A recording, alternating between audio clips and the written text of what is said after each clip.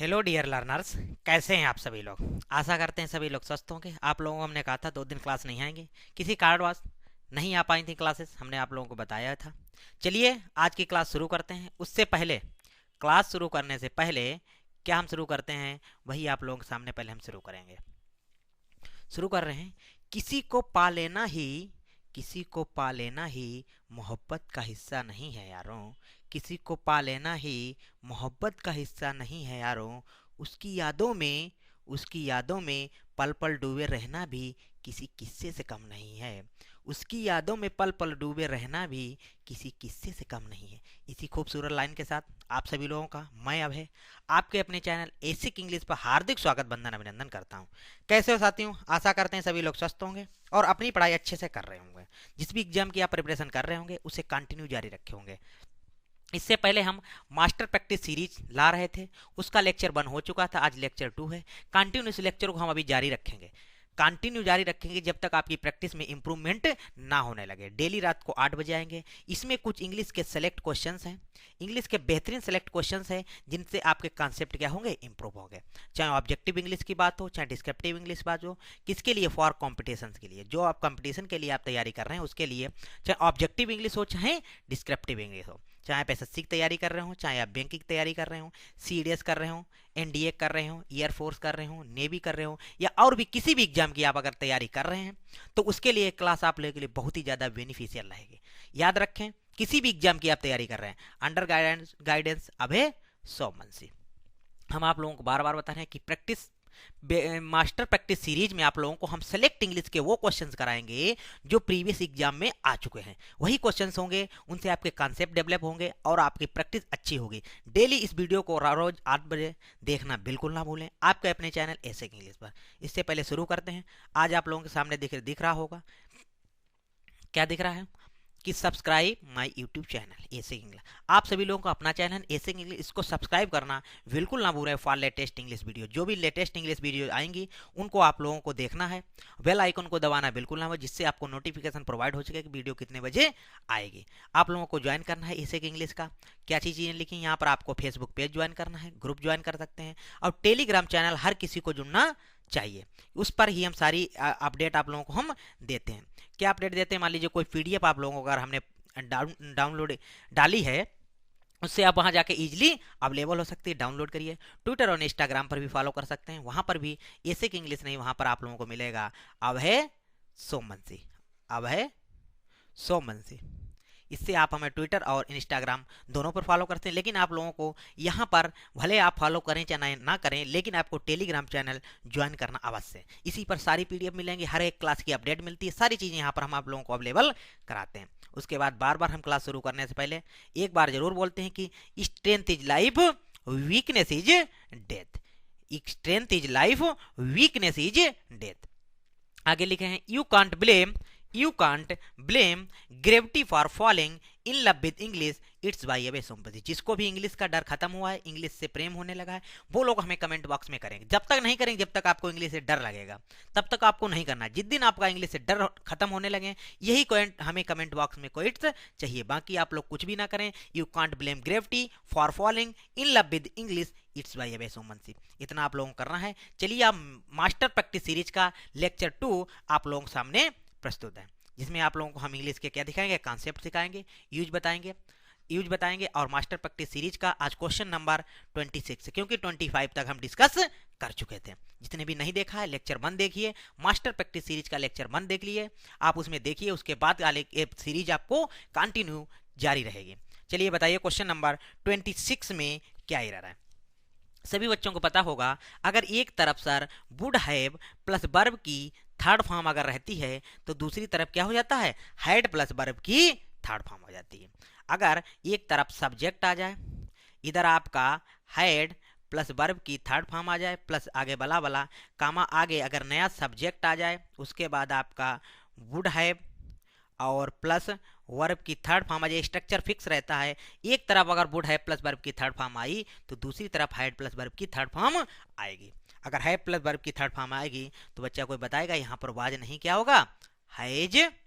क्या हो जाएगा, कोई बच्चा बोलेगा तो क्या हो जाएगा तुम्हारा, हैज हो गया या हैड होगा। हैज होगा प्रेजेंट में, हो जाएगा had been told, has been told earlier, I would have suddenly helped you. ध्यान रखना, एक तरफ वुड हैव प्लस वर्ब की थर्ड फॉर्म है तो दूसरी तरफ हैड प्लस वर्ब की थर्ड फॉर्म का आना निश्चित है, आना निश्चित है।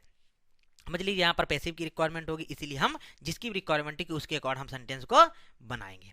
चलिए आइए क्वेश्चन नंबर 27 जो आप लोगों के सामने प्रस्तुत है। लिखा है कि alms are give to the poors, to the poors. बताएगा कोई बच्चा? हम 1 मिनट का, 1 मिनट नहीं, इसमें क्वेश्चन में ज़्यादा समय है, 10 सेकेंड का समय देते हैं। 10 सेकेंड में आप लोगों को बताना है। इंग्लिश के आपको कॉन्सेप्ट यूज करने हैं, कॉन्सेप्ट ही यूज करके आप लोगों को बताना है। चलिए बताने की कोशिश करिए, हम देख रहे हैं कि कौन बताने की कोशिश करेगा। देखते हैं कौन बताता है। यहाँ पर लिखा है अल्म्स, ये क्या हो गया? आपका सब्जेक्ट है। सब्जेक्ट आपका कैसा है?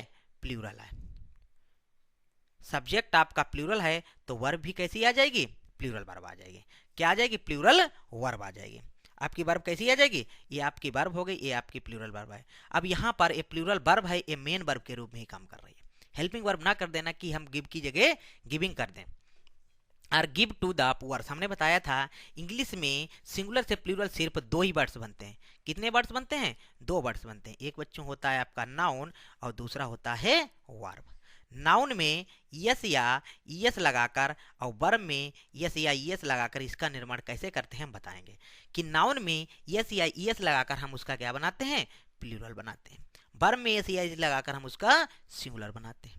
और किसी में एस या एस लगाकर हम सिंगुलर से प्लूरल नहीं बनाते। यहाँ पर पुअर लिखा है बच्चों, होता है एडजेक्टिव।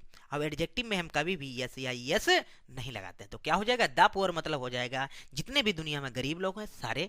अब पुअर का मतलब हो जाएगा सिर्फ और सिर्फ एक गरीब की बात होगी। आइए क्वेश्चन नंबर 28 पर बढ़ते हैं। बेहद ही आसान सवाल है जो आप लोगों के सामने प्रस्तुत है। देखते हैं कौन आंसर देने की कोशिश करेगा, देखते हैं कौन आंसर देने की कोशिश करेगा। चलिए बताइए। यहाँ पर लिखा है कि mister Pratap being a good teacher see selected for the national award, see selected for the national award. इसका मतलब अच्छा 2 बार लिख गया। चलिए कोई नहीं है, यहाँ पर एरर नहीं है।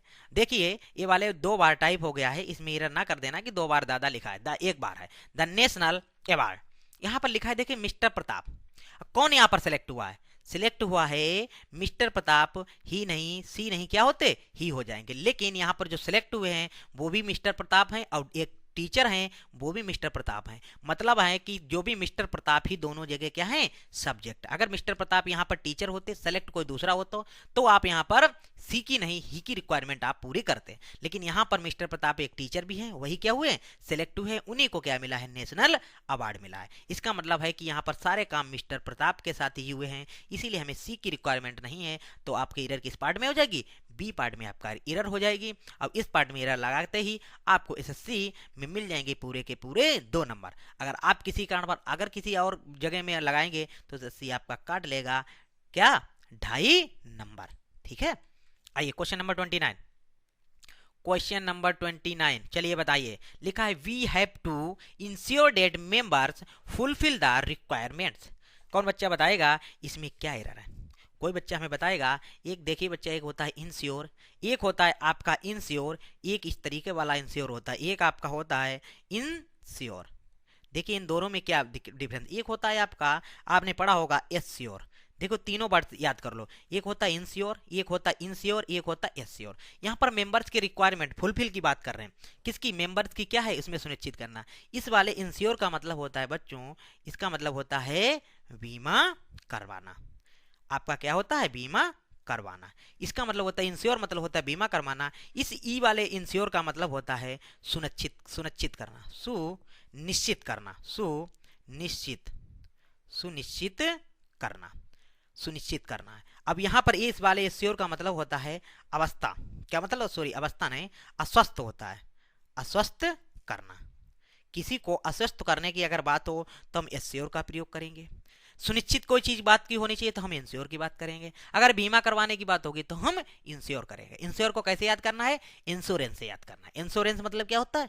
बीमा होता है। इंश्योर में से इसे हटा दोगे तो इंश्योर वर्ब बन जाएगी, इंश्योरेंस नाउन बन जाता है, तो बीमा हो जाएगा। बीमा की यहाँ पर आवश्यकता नहीं है। मेंबर्स के रिक्वायरमेंट की फुलफिल की बात हो, किसी कारण कोई चीज सुनिश्चित करनी, तो यहाँ पर इंश्योर नहीं क्या आ जाएगा? ये वाला इंश्योर आ जाएगा। इसीलिए आपके बी पार्ट में एरर हो जाएगी। जो बच्चा बी पार्ट में एरर ला के आएगा उसे एसएससी पूरे कितना देगी? 2 नंबर देगी। और जो भी बच्चा बी पार्ट मिरर नहीं लगाएगा तो एसएससी उसका काट लेगी 2.5 नंबर।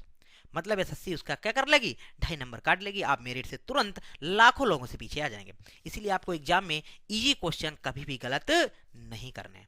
आइए क्वेश्चन नंबर 30 की ओर बढ़ते हैं। बेहद आसान सवाल है, बेहद ही आसान सवाल है, इसमें किसी को कुछ नहीं करना है।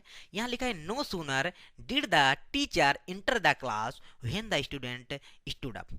स्टूड अप, अब ये आप लोगों ने पढ़ा होगा कि नो सूनर के साथ हम सर जी क्या लगाते हैं, व्हेन नहीं देन लगाते हैं। दूसरा, अब जब भी नो सूनर के साथ देन भी लगाते हैं और नो सूनर के साथ हम इन्वर्जन का भी प्रयोग करते हैं। इन्वर्जन में आप इतना ही अभी समझ लीजिए कि जो सब्जेक्ट होता है उसके पहले हम वर्ब को उठा के रख देते हैं, बस वही आपका क्या होता है, इन्वर्जन होता है। इन्वर्जन कितने प्रकार, सीआई इन्वर्जन होता है, एसआई इन्वर्जन होता है, उस पर हम बाद में चर्चा करेंगे। अभी यहाँ पर सीख रहे हैं कि नो सूनर के साथ हम वेन नहीं देन का प्रयोग करते हैं। चलिए क्वेश्चन नंबर 31, बेहद आसान सवाल है। 31 क्वेश्चन से आसान सवाल ही नहीं बन सकता है। देखते हैं कौन बच्चा इसमें बताने की कोशिश करेगा। 31 में लिखा है the type of qualities you acquire depend upon your company and so you associate your self with simple and good नेचर्ड people. चलिए जो बताने की कोशिश करें, जो ऑफलाइन वाले बच्चे हैं वो तो कम से कम कमेंट देने की कोशिश करें। देखते हैं कौन बताता है इस वाले सवाल में आंसर। जल्दी से जल्दी बताइए इसमें कौन सा आंसर है। देखिए जब भी इस तरीके के क्वेश्चन आते हैं, हमने ज़्यादा जनरली बताया है, अगर लॉन्ग क्वेश्चन है तो उसे प्रायोरिटी सबसे पहले सब्जेक्ट वर्ब एग्रीमेंट को देनी चाहिए। यहाँ पर देखिए आप बच्चों क्या जुड़ा है, प्रीपोजिशन जुड़ा है। एक और प्रीपोजिशन हो गया, इसका ऑब्जेक्ट बन गया qualities you acquire depend upon your company and so associate your self with simple and the good nature. इसका मतलब है दैट टाइप क्या बन जाएगा, आपका सब्जेक्ट बन जाएगा। कोई बच्चा बोलेगा कि सब्जेक्ट कैसा है, सब्जेक्ट आपका सिंगुलर है। अगर सब्जेक्ट सिंगुलर है तो वर्ब भी क्या आनी चाहिए, सिंगुलर आनी चाहिए। अभी बताया था हमने वर्ब में एस या एस लगाकर हम उसका सिंगुलर बनाते हैं और नाउन में एस या एस लगाकर उसका प्लूरल बनाते हैं। इसे डिपेंड नहीं क्या हो जाएगा, डिपेंड्स हो जाएगा। चलिए क्वेश्चन नंबर 32, बेहद आसान सवाल है, इसमें किसी प्रकार की किसी को कोई भी प्रॉब्लम नहीं होनी चाहिए। देखते हैं कौन आंसर इसका देने की कोशिश करता है। देखते हैं इसका कौन आंसर देने की कोशिश करता है। The earth atmosphere comprises of numerous cases. सबको पता है कि कंप्राइजेज के साथ हम ऑफ प्रीपोजिशन नहीं लगाते हैं। किसके साथ फिर आप लगाते हैं, कंसिस्ट। कंसिस्ट के साथ ऑफ आता है, कंप्राइज के साथ ऑफ प्रीपोजिशन नहीं लगाया जाता है। जनरली हमारे एग्जाम में इस पर एरर दी जाती है, जनरली हमारे एग्जाम में इस पर एरर दी जाती है। सो गाइज इसको बिल्कुल भी हल्के में ना लेंगे। कंसिस्ट के साथ हम क्या लगाते हैं, ऑफ लगाते हैं। आइए क्वेश्चन नंबर 33 की ओर बढ़ते हैं। बेहद आसान सवाल है 33। देखते हैं आपके स्क्रीन पर लेटा है और आपका इंतजार कर रहा है कि आप भी उठ के बैठें। रजाई में लेटे लेटे आपको वीडियो नहीं देखनी है। वीडियो देखते समय जो हम बातें बोल रहे हैं उस पर आपको अमल करना है। कॉपी पेन उठा के आप लोगों को उस पर प्रैक्टिस करनी है। हो सके तो स्क्रीनशॉट ले सकते हैं, सीधे दिख रहा है हमें, स्क्रीनशॉट ले लें। PDF हम अवेलेबल कराते हैं, इन पर कॉपी पर नोट डाउन करें, फिर खुद करने की कोशिश किया करें, उससे आपका इंप्रूवमेंट होगा। देख लेना, इतना करके देखें। एक दिन में 25 क्वेश्चन हम आप लोगों को दे रहे हैं, उनको आप लेट के नहीं, आप एकदम सीक्वेंस दे, बिल्कुल देखें, वीडियो देखें। पहले आप लोग 25 क्वेश्चन को सोल्व करें, सोल्व करने के बाद आप क्लास देखें, क्लास में आपको क्या चीज़ें समझ में आई हैं, उसके बाद आप इनको नोट डाउन एक बार करें। समय अगर आपके पास है, आप फास्टली 25 क्वेश्चन में समय नहीं लगेगा, फिर धीरे धीरे अंडरलाइन करके देखिए कि ये क्या है, आपका सब्जेक्ट है। टेक्स्ट क्या होगा, इसकी वर्ब हो गए। एक वर्ड बच्चों होता है सब्जेक्ट वर्ब एग्रीमेंट, यहाँ पर लिखा है पेन। देखिए एक होता है पेन और एक होता है पेंस। पेंस होता है अनकाउंटेबल नाउन, पेन का मतलब जब होता है दर्द। अब पेंस का मतलब होता है आपका प्रयास। पेंस का मतलब क्या होता है, प्रयास। यहाँ पर लिखा है कि takes pains over his work. अब वर्क के लिए आप दर्द करेंगे या वर्क के लिए आपको प्रयास करना चाहिए। जनरली बच्चा कौन बताएगा, तो वर्क के लिए यहाँ पर पेन नहीं, हम क्या करेंगे, पेंस का इस्तेमाल करेंगे। किसका इस्तेमाल करेंगे, पेंस का इस्तेमाल करेंगे। क्या हो जाएगा, टेक्स पेंस। ये ध्यान रखना, ये पेंस इसका ऑब्जेक्ट है। ऐसे ना कर देना कि पेन में एस लगा है, ही के अकॉर्डिंग लगा है, नहीं। जो हम बता रहे हैं, पेन का मतलब होता है दर्द और पेंस का मतलब होता है प्रयास। वर्क के लिए आपको प्रयास करना पड़ेगा, ना कि दर्द से गुजरना पड़ेगा। आइए क्वेश्चन नंबर 34 की ओर बढ़ते हैं, जो बेहद आसान सवाल है, अब जिसे आप लोग बहुत ही आसानी से आशा करते हैं सॉल्व करेंगे। मास्टर प्रैक्टिस सीरीज का क्वेश्चन नंबर 34 आप लोगों के क्वेश्चन आ चुका है। बहुत ही आसान लिखा है कि this book is belonging to him. देखिए बिलोंगिंग, यहाँ पर लिखा है बिलोंगिंग। यहाँ पर एक बिलोंग एक कैसी वर्ब होती है, स्टेटिव वर्ब होती है। बिलोंग एक स्टेटिव वर्ब होती है और पढ़ा होगा स्टेटिव वर्ब का हम कॉन्टिन्यूअस नहीं बनाते हैं, स्टेटिव वर्ब का हम कॉन्टिन्यूअस नहीं बनाते हैं। जैसे लव एक स्टेटिव वर्ब है, जो भी स्टेटिव वर्ब्स होती हैं उनका प्रयोग हम नॉन एक्शन वर्ब होती हैं और नॉन एक्शन वर्ब का हम कॉन्टिन्यूस में प्रयोग नहीं करते हैं। इसीलिए बच्चों क्या हो जाएगा, इज बिलोंगिंग की जगह पर क्या हो जाएगा, इज बिलोंग्स, क्योंकि सब्जेक्ट आपका सिंगुलर है तो वर्ब भी कैसी लगेगी आपकी, सिंगुलर सिंगुलर सिंगुलर लगेगी। क्या हो जाएगा आपका, बिलोंग्स हो जाएगा। क्या हो जाएगा आपका, बिलोंग्स हो जाएगा। क्वेश्चन नंबर 35 बेहद आसान है कि मास्टर प्रैक्टिस सीरीज का फिर आपके सामने दिख रहा है क्वेश्चन नंबर 35, जिसे सॉल्व करने के लिए आप लोग कोशिश करेंगे। यहाँ पर लिखा है his jokes made me to laugh, made me to laugh. देखिए कुछ वर्ड्स होती हैं, आप लोग हम बता दें, एक वर्ड्स होती है आपकी मेक, दूसरी वर्ब होती है आपकी बिड, तीसरी वर्ड होती है आपकी लेट, तीसरी वर्ड होती है लेट। इसके बाद डायरेक्ट एनपी आता है, इसके बाद डायरेक्ट एनपी आता है, डायरेक्ट एनपी आता है। इसका मतलब है कि इसके बाद हमेशा एनपी आएगा, अब एनपी के बाद हमेशा वी आई आएगा। मतलब इसके बाद एनपी के बाद हमेशा बेयर इन्फिनिटिव वर्ब आती है, कभी भी टू नहीं लगता। बेयर इन्फिनिटिव बच्चों जानते होंगे सिर्फ और सिर्फ क्या होनी चाहिए, बेयर इन्फिनिटिव टू लिखते हैं हम, टू के बाद B1 लिखते हैं। B1 में बच्चों क्या क्या करते हैं हम, B1 में कोई बच्चा बताएगा, B1 में हम एस जोड़ते हैं, ES जोड़ते हैं, ED जोड़ते हैं और ING जोड़ते हैं। अब देखिए जो बच्चे हों बताने की कोशिश करेंगे कि अगर हमने B1 का मतलब है कि अगर हम इसमें ना टू लगाएंगे, ना यस, ना ES, ना ED, ना ING, जो सिर्फ और सिर्फ अकेली वर्ब रहती है उसे हम बेयर इन्फिनिटिव कहते हैं। इसके साथ ना टू आएगा, तो यहाँ पर टू लाफ आप लोगों को वर्ब दिख रही है, इसका मतलब यहाँ से टू रिमूव हो जाएगा। मेड हो गया है, मेक की सेकेंड फॉर्म मेड है, बिड की तीनों फॉर्म बेड रहती हैं, मेक हो गया है, विड हो गया है, लेट हो गया है। इसके बाद कोई भी नाउन और प्रोनाउन आएगा और उसके बाद जो वर्ब आएगी वो हमेशा वेयर इन्फिनिटिव, वेयर इन्फिनिटिव और वेयर इन्फिनिटिव वर्ब्स आएगी।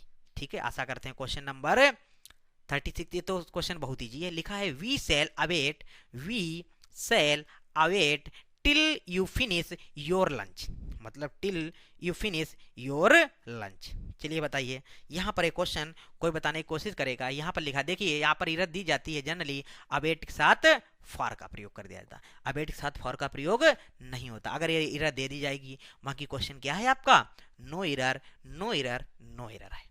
आइए क्वेश्चन नंबर 37, बहुत आसान क्वेश्चन नंबर 37 है कि डोंट स्पीक लाइज। बताइए कौन बताएगा, डोंट स्पीक लाइज। देखिए जब भी हम झूठ बोलने की बात करते हैं तो स्पीक नहीं आता, इसका फिक्स कोलोकेशन है, स्पीक नहीं को क्या होता है, टेल आ लाई, टेल आ लाई, टेल आ लाइज हो जाएगा। जब भी अगर ये फिक्स रहता है, अगर झूठ बोलने की बात होगी तो स्पीक नहीं करते हैं, हम क्या करते हैं, टेल आ लाइज, टेल आ लाइज का प्रयोग हम करते हैं। जब भी स्पीक का प्रयोग हम नहीं करते हैं। ध्यान रखना, हम क्या बोल रहे हैं आप लोगों को कि स्पीक का प्रयोग नहीं करते हैं। जब भी झूठ बोलने की बात होगी तो सिर्फ और सिर्फ हम टेल अलाइज का प्रयोग करते हैं। दूसरा, अगर जब कभी भी झूठ की बात होगी तो आपको टेल एलाइज का प्रयोग करना है जब आप सत्य बोलेंगे। सत्य बोलने की आपको किसकी आवश्यकता पड़ती है, तब आप बोलते हैं कि speak the truth, speak the truth, speak the truth. देखिए हम क्या बोल रहे हैं आप लोगों को कि जब भी झूठ बोलने की बात होगी, जब भी झूठ बोलने की बात होगी तो आपको स्पीक नहीं टेल एलाइज का प्रयोग करना है। जब भी सत्य बोलने की बात हो तो स्पीक द ट्रुथ, ये फिक्स कोलोकेशन होता है, इसके साथ आप खिलवाड़ नहीं करेंगे। अगर आपने खिलवाड़ कर दिया तो सस्सी आपके साथ खिलवाड़ कर देगी। चलिए आगे क्वेश्चन नंबर 38 की ओर बढ़ते हैं। लिखा है कि who is the strongest of two brothers. देखिए जब आप लोग पढ़ेंगे, हम जब पढ़ाएंगे कि ऑफ द टू, यहां पर लिखा है कि of the two, of the two, जब भी ऑफ द टू की बात होगी तो उसके पहले हमेशा क्या आएगा, CD CD। जब भी ऑफ द टू की बात होगी तो उसके पहले कभी भी द ना लगने से आप लोगों को यहाँ पर लिख रहा होगा कि ऑफ द टू की जब हम बात होगी, सिर्फ और सिर्फ ऑफ द टू की बात होगी तो उसके पहले हमेशा क्या लगेगा, इसके साथ आएगा हमेशा CD CD CD। CD का मतलब कॉम्परेटिव डिग्री, इसके साथ कभी भी नहीं आएगी सुपरलेटिव डिग्री, इसीलिए स्ट्रॉन्गेस्ट नहीं होगा, क्या होगा, स्ट्रॉन्गर हो जाएगा। क्या हो जाएगा बच्चों, स्ट्रॉन्गर हो जाएगा। चलिए 39 क्वेश्चन की ओर बढ़ते हैं। 39 बेहद आसान सवाल है। लिखा है कि he came late to the class doesn't he. ये आपका क्या किसका है क्वेश्चन है, क्वेश्चन टेक का क्वेश्चन है। ये किसका है, क्वेश्चन टेक का क्वेश्चन आप लोगों को दिख रहा होगा। क्वेश्चन टैग बोले तो एबीएस एबीएस एबीएस, ऐसे ऑक्सिलरी देखी जाती है, बी से बैलेंस किया जाता है, ऑक्सिलरी को बैलेंस किया जाता है सब्जेक्ट के अनुसार। देखिए यहाँ पर लिखा है कि डजंट, इसको हमें कंपेयर करना है। देखिए यहाँ पर लिखा केम, केम किस में है बच्चों, पास्ट में है, तो क्वेश्चन टैग भी पास्ट में बनेगा, तो क्या हो जाएगा, डजंट की जगह आपका हो जाएगा डिड नॉट, सॉरी डिडंट हो जाएगा, इसमें डिड नॉट नहीं लिखा जाता है। दूसरा है क्वेश्चन टैग पॉजिटिव है तो इसका निगेटिव बनेगा, अगर निगेटिव है तो पॉजिटिव बनेगा। चलिए क्वेश्चन नंबर 40 की ओर बढ़ते हैं। बेहद आसान सवाल है, अभी हमने बताया है अगर एक तरफ हैड प्लस वर्ब की थर्ड फॉर्म है तो दूसरी तरफ आपको वुड हैव प्लस वर्ब की थर्ड फॉर्म का प्रयोग करना पड़ेगा। एक कंडीशनल कंजंक्शन होते हैं। If he had played well he will have won the match, ये बुल हैव वॉन द मैच, तो यहाँ पर विल की जगह बच्चों क्या कर दोगे आप, वुड का प्रयोग कर दे, क्यों वुड हैव प्लस वर्ब की थर्ड फॉर्म, तो एक तरफ रहेगा हैड प्लस वर्ब की थर्ड फॉर्म।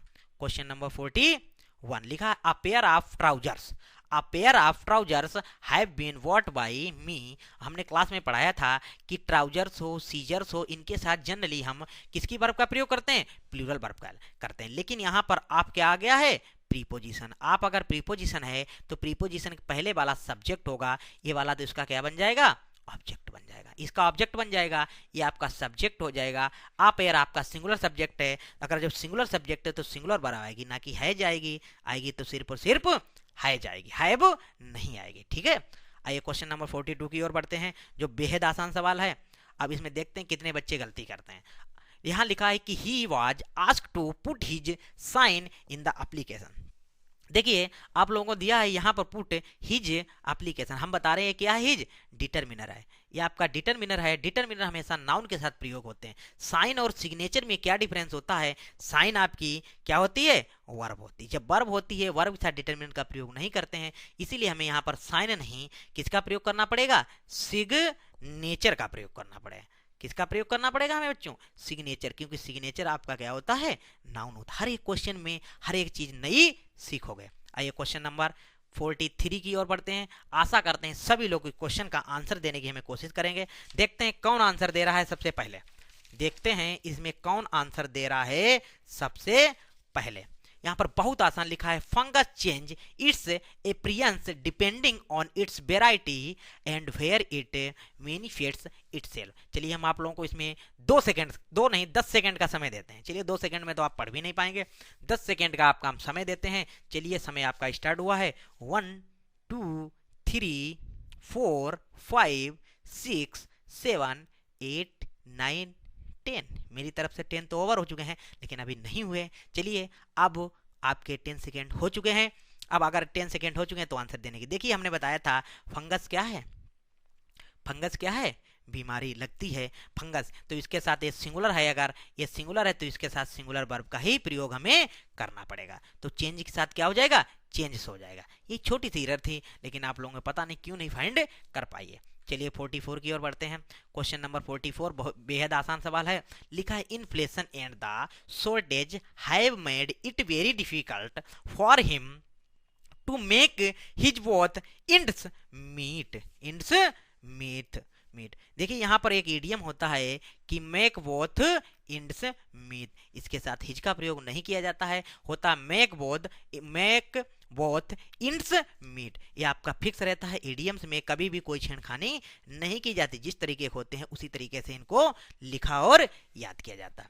चलिए क्वेश्चन नंबर 45 बेहद आसान सवाल है, जो आप लोगों के लिए सबसे आज का आसान सवाल है। देखते हैं कौन इसमें हमें आंसर देने की करता है। देखिए यहाँ पर लिखा है कि the most status why in the class was made as the captain, by maze at the captain. तो ध्यान से सुनिए, हम आप लोगों को कुछ बोल रहे हैं, आपको लिखना है कि एक वर्ब आपकी हो गई मेड हो गई है, अपॉइंट हो गया है, और कंसीडर, मेड अपॉइंट और कंसीडर, इनके बाद कभी भी एज और द का प्रयोग नहीं किया जाता, ना एज आता है ना द का प्रयोग हम करते हैं। जनरली सीधे की लिख दिया जाती है मेड कैप्टन, इनके बाद ना तो एज आता है और ना ही कोई भी आर्टिकल का प्रयोग हम करते हैं। तो आशा करते हैं पॉइंट आपको ये वाला समझ में आया होगा। क्वेश्चन नंबर 46 की ओर बढ़ते हैं।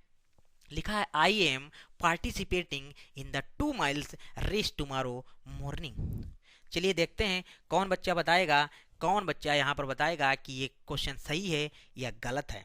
क्वेश्चन में कोई एरर है या नहीं है। हम बार बार बता चुके हैं कि ये टू क्या है, आपका न्यूमरल एडजेक्टिव है, रेस आपका नाउन है, नाउन से पहले लिखा हुआ वर्ड क्या होता है, एडजेक्टिव होता है, और एडजेक्टिव में कभी भी एस या एस नहीं लगाते हैं। तो क्या हो जाएगा, आपका हो जाएगा 2 माइल रेस। क्वेश्चन नंबर 47 हमने बताया है, कुछ पेयर ऐसे होते हैं जिसे ब्रेड एंड बटर, जो पेयर में यूज किए जाते हैं, इनके साथ हमेशा जनरली सिंगुलर वर्ब का प्रयोग करते हैं, बस उनके सेंस पर ध्यान रखना। अगर हम ब्रेड एंड बटर की प्रयोग ब्रेकफास्ट के रूप में करेंगे तो सिंगुलर हो जाएगा, अगर इसी का हम प्रयोग बेचने के सेंस में करेंगे तो इसका अलग अलग। मान लीजिए आप दुकान पर गए हैं तो आपको जरूरी नहीं कि ब्रेड और बटर एक ही जगह मिल जाए, तो यहाँ पर एक फ्रेज इसी तरीके लिखा है जैसे sum and substance, bread and butter, horse and carriage, milk and whisky and soda. इस तरीके जो वर्ड होते हैं ये पेयर में हमेशा यूज किए जाते हैं। इनके साथ बच्चों बताइए कैसी वर्ब का प्रयोग करते हैं, इनके साथ जनरली हम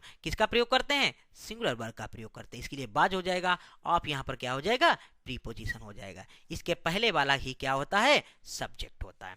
हिज स्पीच क्या बन जाएगा, इसका ऑब्जेक्ट बन जाएगा। चलिए आइए क्वेश्चन नंबर 48, दिखने में बहुत बड़ा लग रहा है, इसमें आप लोगों को हम 10 सेकेंड देंगे। बेहद आसान सवाल है, बार बार नहीं, लाख करोड़ों, जैसे समझ लो आपके एग्जाम में करोड़ों बार क्वेश्चन आया है। It has been such a wonderful evening, I look forward to meet you again after the vacation.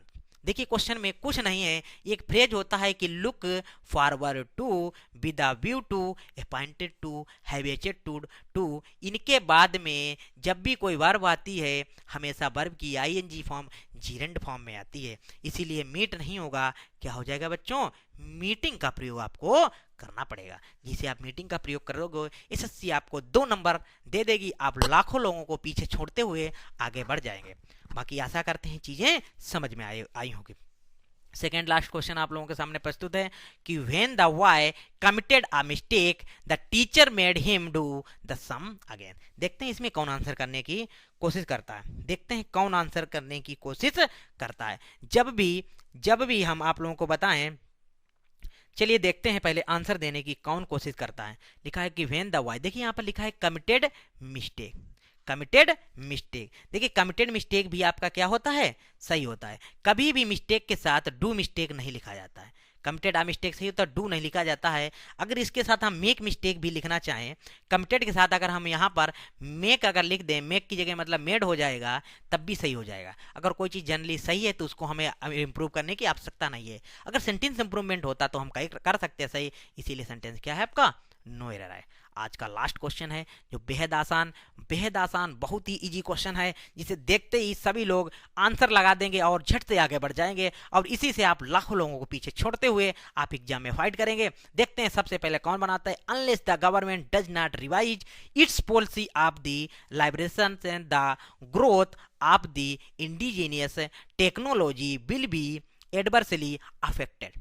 देखिए यहाँ पर हम बता रहे हैं कि अनलेस होता है, नेवर है, अनटिल हैं, ये आपके निगेटिव वर्ड होते हैं। ये कैसे वर्ड्स हैं, निगेटिव वर्ड है। अगर एक लाइन में एक निगेटिव वर्ड्स आ गया है तो दूसरा निगेटिव वर्ड नहीं आएगा, ध्यान रखना उसी लाइन में। ऐसा नहीं कि यहाँ पर लिखा है नया क्लाउज में आ जाए, क्लाउज में आ सकता है, एक क्लाउज में एक ही निगेटिव वर्ड्स आएगा, 4-5 नहीं आएंगे, ना 2 आएंगे, 3 आएंगे, ना 4 आएंगे, दूसरे क्लाउज में आ सकता है। अनलेस एक निगेटिव वर्ड है, डज नॉट भी आपका क्या है, निगेटिव वर्ड है। तो बच्चों यहाँ से क्या रिमूव कर देंगे हम, डज नॉट को हमने जैसे हटा दोगे तो क्या हो जाएगा, रिवाइज की जगह रिवाइजेज का प्रयोग हमें करना पड़ेगा। आशा करते हैं पॉइंट समझ में आया होगा। अगर आपको ये वीडियो अच्छी लगी तो वीडियो को लाइक करना, शेयर करना और चैनल को सब्सक्राइब करना बिल्कुल ना भूलें। अपने दोस्तों को चैनल को शेयर किया करें, वो भी लोग सब्सक्राइब करें और आगे चीज़ें सीखें। Thank you for watching all of you. सभी लोग, आशा करते हैं सभी लोगों को वीडियो बहुत अच्छी लगी होगी। अगर आप लोगों को वीडियो अच्छी लगी तो वीडियो को लाइक करना बिल्कुल ना भूलें। अब वीडियो को आप लोगों को कम से कम एक शेयर तो बनता ही, आप लोग एक शेयर आप लोगों को करना ही करना। और चैनल को सब्सक्राइब करना बिल्कुल ना भूलें। देखिए यहाँ पर हम लिखे हैं कि आप हमें कॉल और व्हाट्सअप कर सकते हैं। इस नंबर पर चाहे हमें कॉल करें, चाहे व्हाट्सअप करें, कुछ भी करें, 9415700860 पर आप हमें कॉल कर सकते हैं, व्हाट्सअप कर सकते हैं। किसी प्रकार की आपको सूचना प्राप्त करनी हो, जो भी चीज़ आपकी चाहिए, कोई डाउट हो तो आप हमें इस पर भेज सकते हैं। बाकी आशा करते हैं आप लोगों को चीज़ें खूब अच्छे से समझ में आई होंगी। इस नंबर, दोनों नंबर पे हमें अभी कॉल कर सकते हैं। इस नंबर पर अभी नहीं, इस नंबर पर ऑलरेडी 24 आवर किसी भी टाइम हमें कॉल कर सकते हैं। मतलब 24 का मतलब है कि नाइट में कॉल नहीं करनी, इस तरीके का नहीं। 24 का मतलब है कि डे में, समझ गए, डे में करना है, नाइट में नहीं। कि ऐसा नहीं कि रात के 12 बजे हो किसी ने कॉल लगा दी, ऐसा नहीं करना है किसी को। जनरली 8 बजे बाद कॉल नहीं करनी है। सुबह 8 से 8 के बीच में, नाइट में 8 के 8 12 घंटे आपको किसी भी टाइम पर आप कॉल कर सकते हैं। व्हाट्सअप आप किसी भी टाइम कर सकते हैं, मतलब व्हाट्सअप आप एनी टाइम, चाहे कोई भी टाइम आप उस पर व्हाट्सअप हमें कर सकते हैं। बाकी आज की क्लास यहीं पर ओवर करते हैं, मिलते हैं हर रोज इसी उत्साह और उमंग के साथ। तब तक के लिए बाय बाय, टेक केयर, हंसते रहिए, जीसा लेते रहिए। Thank you so much, good night to all of you. बहुत बहुत धन्यवाद आप सभी लोगों का।